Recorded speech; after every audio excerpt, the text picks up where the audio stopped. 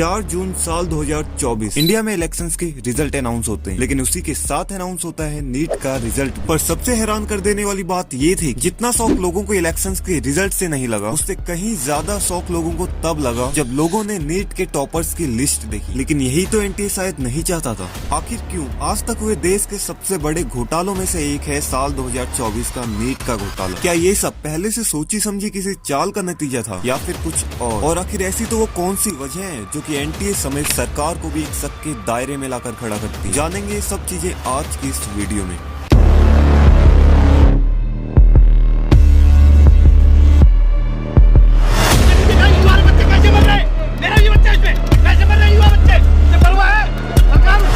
इस बार 67 बच्चों के पूरे नंबर आए। इसमें भी सबसे ज्यादा शॉकिंग बात यह है कि इसमें से 6 बच्चे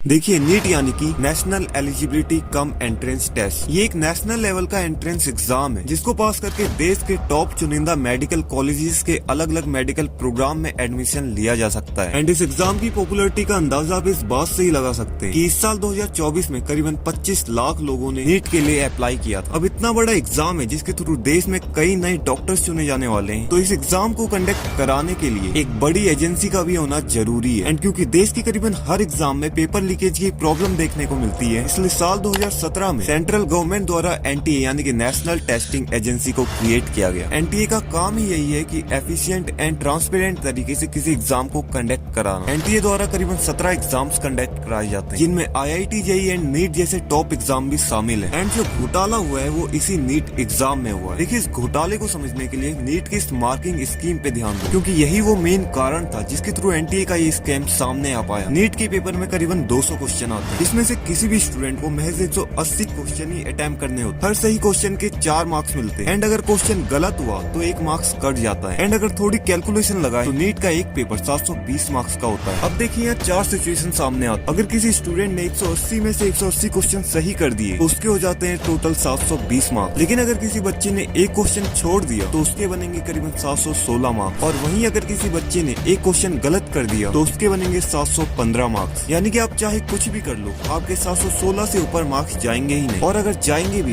तो वो सीधा 720 मार्क्स होंगे। लेकिन जब नीट का रिजल्ट आया तो 2 बच्चों के 718 एंड 719 मार्क्स देखे गए, जो कि टेक्निकली पॉसिबल है ही नहीं। और यही नहीं, जिस दिन नीट का रिजल्ट होने वाला था उससे ठीक एक दिन पहले ही यानी कि 4 मई को बिहार में एक पेपर लीक हो जाता है, और ये खबर भी अगले दिन सामने आती है, यानी कि जिस दिन नीट का एग्जाम कंडक्ट। देखिए, स्टोरी कुछ यूँ थी कि पटना पुलिस को एक सेंट्रल एजेंसी से पेपर लीक होने की खबर मिलती। खबर मिलने के कुछ ही देर बाद पुलिस द्वारा 4 लोगों को हिरासत में लिया जाता है, और इन 4 लोगों ने भी नीट का एग्जाम दिया था। इन 4 में से जब एक जने से पूछताछ की गई तो खबर ये निकल के आई कि पिछली रात इस बंदे को एक हॉस्टल में ले जाया गया, जहां इसके समेत करीबन 24 बच्चों को कुछ क्वेश्चंस के आंसर रटवाए गए। और शॉकिंगली जब अगले दिन इस बंदे ने नीट का एग्जाम पेपर देखा तो ये सेम वही क्वेश्चन थे जो कि इसको पिछली रात रटवाए जा रहे थे। और बात यहीं पर खत्म नहीं होती। जैसे ही 4 जून को नीट का रिजल्ट रिलीज होता है तो हर कोई शॉक में रह जाता है। 67 स्टूडेंट इस साल AIR 1 सिक्योर करते हैं। ये रहा दूसरा घोटाला। लेकिन क्या ये महज एक इत्तेफाक है? रिजल्ट में हुई इतनी बड़ी धांधली देखने के बाद ये बात तो तय थी कि सवाल उठेंगे, और शायद ये बात एनटीए पहले से ही जानती थी। इसीलिए नीट का जो रिजल्ट 14 जून को रिलीज होने वाला था, उस रिजल्ट को महज 10 दिन पहले यानी कि 4 जून को रिलीज कर दिया जाता है। इरादा साफ था, इलेक्शन रिजल्ट की आड़ में बच्चों की आवाज को दबाना। अब सबसे बड़ी बात तो ये, जब एनटीए से पेपर लीक के ऊपर सवाल किए जाते हैं तो एनटीए का एक ही जवाब होता है, हमें कुछ भी नहीं पता।